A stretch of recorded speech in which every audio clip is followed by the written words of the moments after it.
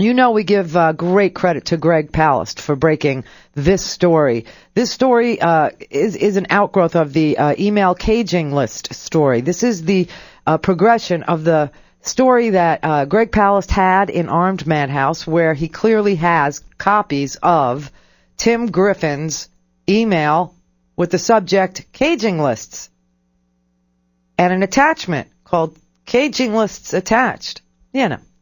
Of course, Tim Griffin says, I don't work in a zoo. I don't know what caging is. I had to look it up on Wikipedia and stuff. I didn't know what it was.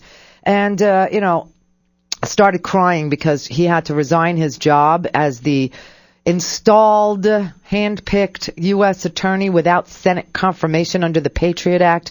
U.S. Attorney of the state of Arkansas after they had Bud Cummings removed, after they ruined his career to make room for the pasty white clone. And that's saying a lot of Karl Rove. I mean, how pasty this guy's practically translucent. That's how pasty he is. And he's the one they call the pasty clone of Karl Rove. Or, they don't really do that. They call him the protege, which, ew. What do you have to do to be called protege of Karl Rove? It's all disgusting. However, there was a caller here on the show who said, if Greg's got the damn emails, why doesn't he turn them over to Congress? And I thought that's a good idea. So I emailed Greg and talked to Greg, and I said, Greg, why don't you give this to Congress? He's, I know exactly the guy to give it to. He's a guy on the Judiciary Committee. May have heard of him, John Conyers. Yeah. And John Conyers was a civil rights worker. He's been a congressman for 30 years and just barely made it after the segregation into the Congress, And so he remembers these things very well. And Greg thought he might be a little PO'd about the caging of black voters, especially black homeless, black sailors, black soldiers.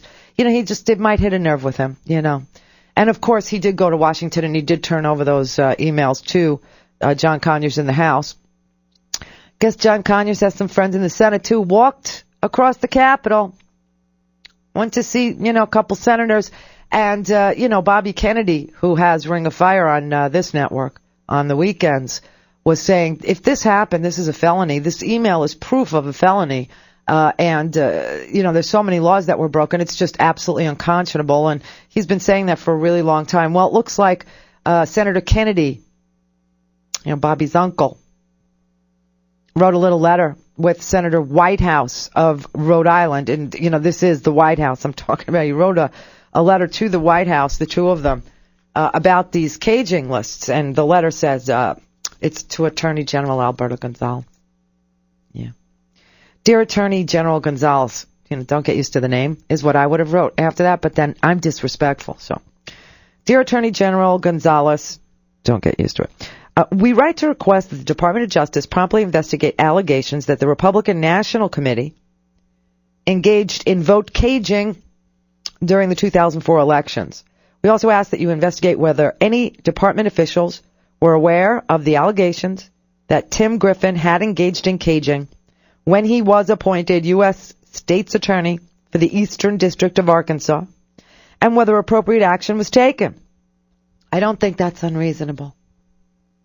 Caging is a reprehensible voter suppression tactic, and it may also violate federal law and the terms of applicable judicially enforceable consent decrees. They're senators. Means probably broke the law if he did it. Caging is a voter suppression tactic whereby a political campaign sends mail marked "Do Not Forward" to a targeted group of eligible voters.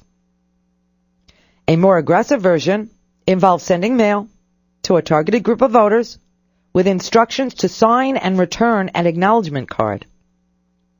The campaign then creates a list of those whose email was returned undeliverable and challenges the right of those citizens to vote on the ground that the voter does not live at the registered address. There are many reasons why registered mail might be returned to sender that have nothing to do with a voter's eligibility. A voter might be an active member of the armed forces, and stationed far from home. Or a student registered at his parents' address. Even a typographical error during entry of the voter's registration information might result in an address that appears invalid. The Republican Party has a long and weird record of caging. Much of it focused on the African American community. For example, in 1981, the RNC sent a mass mailing into predominantly African American neighborhoods in New Jersey and used the resulting 45,000 letters marked undeliverable to challenge those voters' eligibility.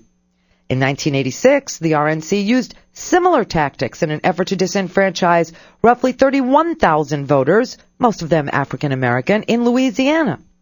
These tactics led to litigation and the RNC's eventual signing of 2 consent decrees still in effect, which bar the RNC from using ballot security programs, ostensibly intended to prevent voter fraud, as a tactic to target minority voters. In 2004, however, allegations of caging by Republican officials arose again, this time in an effort to suppress votes in Florida. Emails sent in August 2004 by Tim Griffin, then research director and deputy communications director of the RNC, demonstrate his knowledge and approval of a spreadsheet, this is what Greg turned over, of a spreadsheet listing caged voters in predominantly African American neighborhoods in Jacksonville, Florida. See attached. The attached is the email that was erroneously sent to Greg Palast by Tim Griffin, who thought he was sending it to the RNC, but it was a RNC parody site that Greg Palast's friend owned. That's how he got them. It was a joke. Okay, so see attached. 2 years later, Mr. Griffin was appointed without Senate confirmation as United States Attorney for the Eastern District of Arkansas. Such actions appear plainly to violate the consent decrees signed by the RNC in 1981 and 1986.